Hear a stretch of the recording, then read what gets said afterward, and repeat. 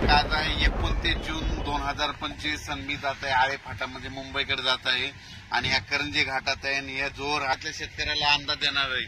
सर्वप्रथम सांगायचं झालं तर राज्यामध्ये आज 29 तारखेला सर्वात प्रथम सांगतो म्हणजे ज्या भागात पाऊस नाही त्या जिल्ह्यासाठी सांगतो की म्हणजे नगर जिल्हा, धाराशिव जिल्हा, बीड जिल्हा, लातूर जिल्हा, परभणी जिल्ह्याचा काही भाग या सर्व शेतकऱ्यांमध्ये बरेच ठिकाणी 10-12 दिवसापासून काही भागात पाऊस पडलेला नाही, म्हणून त्यांच्यासाठी आनंदाची बातमी।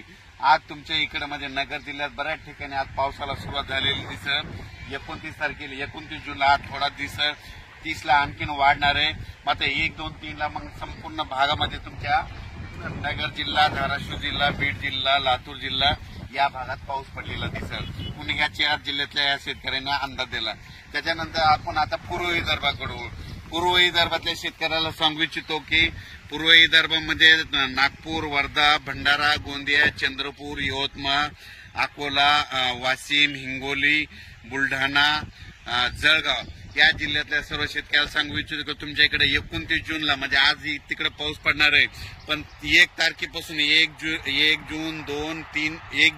2, 3 जुलैला मात्र तुमच्या इकडे मुसळधार पाऊस पडणार आहे। विदर्भ, पूर्व विदर्भ 6 जिल्हे आणि पश्चिम विदर्भ 5, 11 जिल्ह्यामध्ये मुसळधार पाऊस पडणार आहे। कुठं अतिवृष्टी होणार आहे, कुठं भाग बदलत पाऊस पडणार आहे, कुठं रिमझिम पडणार आहे। पण सांगायचं झालं तर यवतमाळ जिल्ह्यामध्ये खूप जोरात पाऊस पडणार आहे, चंद्रपूरकडे देखील खूप पडणार आहे, नागपूरकडे देखील खूप पडणार आहे, अमरावतीकडे जोरात पडणार आहे, अकोल्याकडे जोरात पडणार आहे, वाशिम जिल्हा जोरात राहणार आहे, हिंगोलीकडे राहणार आहे, त्याच्यानंतर अकोला, बुलढाणा जास्त राहणार आहे, जळगाव जामोद घाटाच्या खाली जास्त राहणार आहे, जळगावला जास्त राहणार आहे।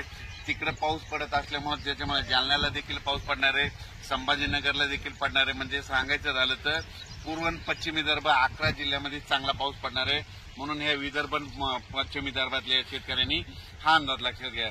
त्याच्यानंतर आपण पश्चिम महाराष्ट्राकडे वळू।